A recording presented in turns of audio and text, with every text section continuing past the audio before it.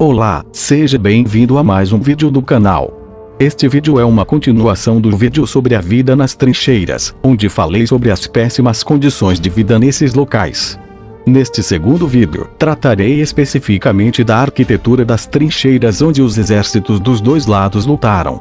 Deixei o primeiro vídeo nos cards, e no fim deste. Se gostar do vídeo, peço que o curta e compartilhe.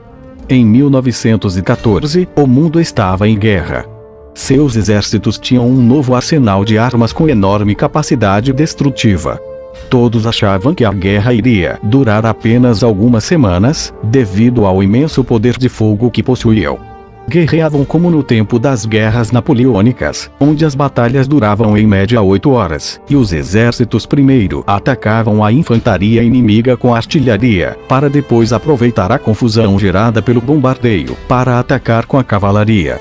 Logicamente isto não funcionaria, mas na época da Grande Guerra Mundial, os abrigos reforçados com concreto resistiam aos bombardeios e as metralhadoras e canhões massacraram a cavalaria e infantaria, impedindo qualquer avanço. As batalhas agora duravam meses e anos. Para se ter ideia da capacidade letal das novas armas usadas na guerra, somente no primeiro dia da Batalha do Somme, no dia 1º de julho de 1916, os britânicos tiveram 19.240 mortos e 38.230 feridos. Na Batalha de Verdun, de 21 de fevereiro a 18 de dezembro de 1916, ocorreram aproximadamente 714 mil baixas, sendo 377 mil franceses, dos quais 162.308 mortos ou desaparecidos, e 337 mil alemães, dos quais 100 mil mortos ou desaparecidos. Muitos comandantes insistiam no antigo raciocínio de que a coragem individual dos homens superaria o poder das armas no combate corpo a corpo. A partir de 1916, diante das imensas baixas, a opinião pública referia-se aos britânicos e franceses como leões liderados por burros. Os generais ordenaram que seus soldados cavassem buracos para sair do caminho de fogo, para fazer o que pudessem para sobreviver a essa situação nunca antes experimentada. As trincheiras geralmente tinham uma profundidade de 3 metros. Para que as tropas inimigas não conseguissem conquistar uma trincheira em um único ataque, estas não eram feitas em linha reta.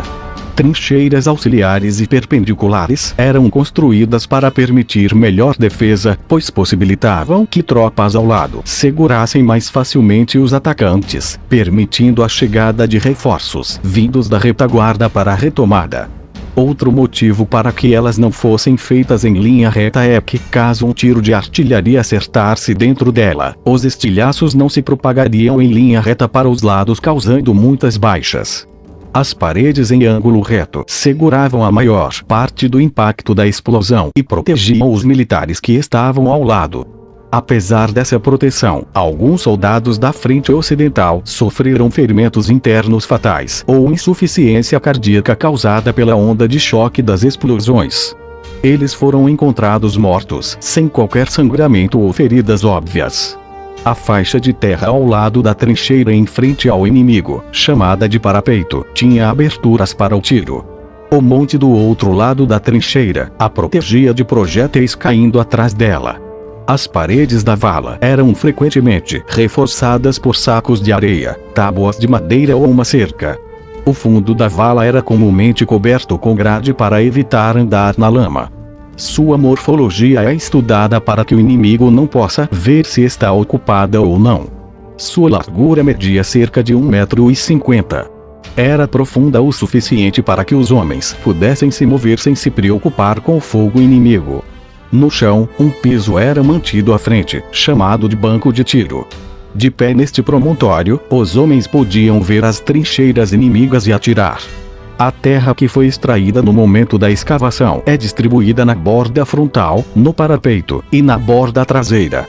Na trincheira, diferentes arranjos poderiam ser feitos. As bordas da trincheira podiam ser reforçadas com sacos de terra. grades de madeira, treliças feitas de galhos finos, podendo ser colocadas contra as paredes, servem para reforçá-las e absorver a dilatação causada pelo clima e pelas vibrações dos bombardeios. O chão poderia ser erguido com tábuas de madeira para proteger as pessoas da umidade e da lama. Bancos de tiro podiam ser reforçados com pranchas de madeira. Ao longo da vala, eram instalados postos de observação, estrategicamente posicionados onde o relevo permite a melhor visão das trincheiras inimigas.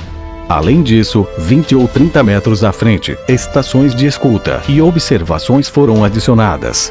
Eles eram mantidas por 2 ou 3 homens bem armados, que deveriam examinar cuidadosamente a trincheira inimiga e relatar quaisquer movimentos e ruídos anormais. Eles são uma espécie de posições escoteiras da posição principal. Eles estão conectados à vala da linha de frente por túneis de comunicação. Em uma área regular, abrigos cobertos, chamados abrigos de luz ou sapés, são organizados. Eles podiam abrigar de 6 a 8 homens. Eles eram escavados sob vários metros de terra e reforçados com troncos e vigas de madeira, a fim de resistir a um bombardeio de pequenos calibres, como 77 e 105 mm. O espaço entre as trincheiras inimigas, conhecidas como Terra de Ninguém, dependia do campo de batalha. Na frente ocidental, muitas vezes média entre 90 e 200 metros de largura, mas também pode ser reduzida para cerca de 20 metros, como durante a Batalha de Vimy Ridge. Bases de artilharia ficavam geralmente entre 5 a 10 quilômetros atrás das trincheiras. Os aviões ajudavam a artilharia a acertar o alvo, fornecendo a posição das tropas inimigas. Lutando uma guerra em 2 frentes, os alemães não puderam colocar todos os seus homens na frente ocidental.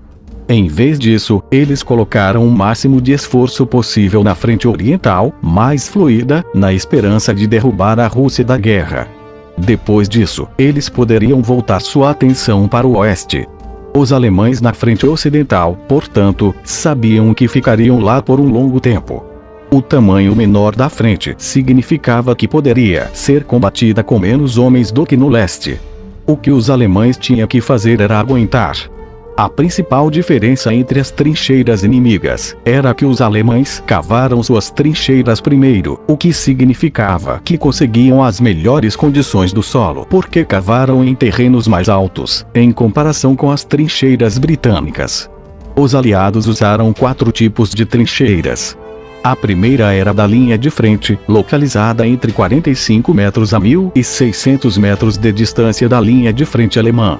Dentro desta primeira linha de trincheiras havia metralhadoras e lança-chamas que, juntamente com os fuzis e granadas de mão, dizimavam os soldados inimigos que ficavam presos no arame farpado. Atrás da linha de frente, a várias centenas de metros de distância, estava a trincheira de apoio que ajudava a linha de frente com homens e suprimentos. Depois da trincheira de apoio estava a trincheira de reserva, que era uma emergência para os soldados no caso de uma invasão inimiga. Conectando elas estavam as trincheiras de comunicação, que permitiam aos soldados enviar mensagens, homens e suprimentos entre elas. Esta vala é, portanto, organizada de acordo com abrigos volumosos e robustos. Eles estavam teoricamente cobertos com um mínimo de 6 metros de terra, com 2 saídas e suas paredes eram concretadas.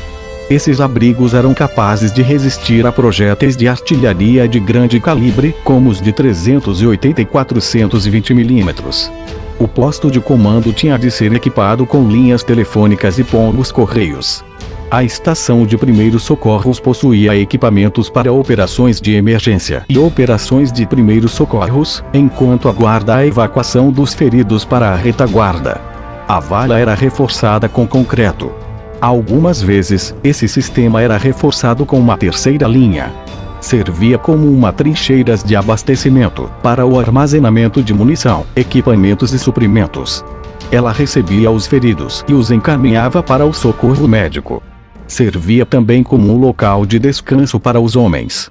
Em contraste com as trincheiras britânicas, as trincheiras alemãs eram sofisticadas e elaboradas, com alguns dos alojamentos a quase 50 pés abaixo da superfície. elas tinham eletricidade, camas, banheiros e outras necessidades que diferiam das trincheiras ao ar livre dos aliados. Visando uma possível ocupação prolongada, reforçadas com concreto e trilhos ferroviários, elas tinham até janelas com venezianas, aparelhos de música e capachos para os pés. Alguns abrigos chegavam a 9 metros de profundidade, com amplos alojamentos para até 16 beliches, campainhas nas portas, tanques de água com torneiras, armários e espelhos. Na medida em que o tempo passou e ficou claro que a permanência no local seria prolongada, ambos os lados melhoraram suas trincheiras. As paredes, o piso e o teto dos túneis e trincheiras foram revestidos com madeira, usada também nos degraus das escadas e mobílias como mesas, cadeiras, armários e bancadas. Portas e janelas, recolhidas das vilas próximas destruídas, foram usadas em alguns alojamentos das trincheiras para diminuir o frio em seu interior. Dispunham também de fios para comunicação por telefone e energia elétrica. Vale lembrar que a situação das trincheiras poderiam mudar conforme o local onde era feita. Situações especiais, como por exemplo, as trincheiras francesas de regiões pouco importantes estrategicamente para os franceses, se assemelhavam mais às dos alemães, com caráter mais defensivo do que as trincheiras francesas, onde se haviam mais ações ofensivas do exército francês. Nesses lugares as trincheiras se pareciam mais com as trincheiras britânicas. Muito obrigado por assistir o vídeo. Se gostou, deixe seu like, e até a próxima.